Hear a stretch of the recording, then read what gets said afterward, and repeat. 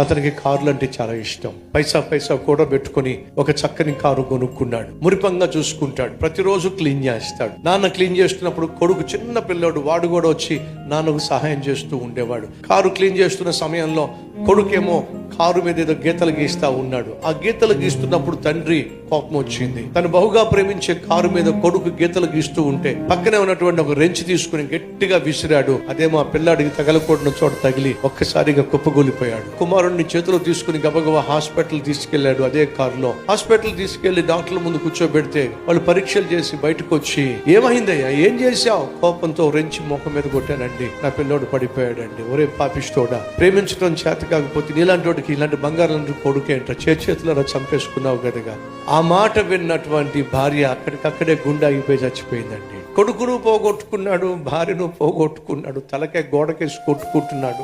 ఆ కారును ప్రేమించాను కాబట్టి, కొడుకు కన్నా ఎక్కువగా కారును ప్రేమించాను కాబట్టి ఇప్పుడు కొడుకును పోగొట్టుకున్నా, కట్టుకున్న దాన్ని పోగొట్టుకున్నా అని చెప్పి ఒక రాడు తీసుకొని ఆ కారు అంతా ధ్వంసం చేసేసాడండి. ఆ ధ్వంసం చేస్తూ ఇంతకీ నా కొడుకు చివరిగా గీసిన గీతలు ఏంటో చూద్దామని చెప్పి ఆ గీతలను చూడడానికి వెళ్తే అక్కడేమో తెలుసా, డాడీ నువ్వంటే నాకు చాలా ఇష్టం డాడీ అని రాశాడండి పెన్సిల్తో. ఆ పిల్లవాడి యొక్క ప్రేమను అర్థం చేసుకోక, అపార్థం చేసుకొని ప్రాణంగా ప్రేమించిన పిల్లవాడిని చంపేసేసరికి వాడికి ఏం చేయాలో అర్థం కాక పిచ్చోడైపోయాడండి. ఒక్క కోపం సైతాను కూడా కుటుంబంలో విత్తాడు. ఒక్క కోపం ఆ మనిషిలో విత్తాడు. ఆ కోపం ఏం చేసింది?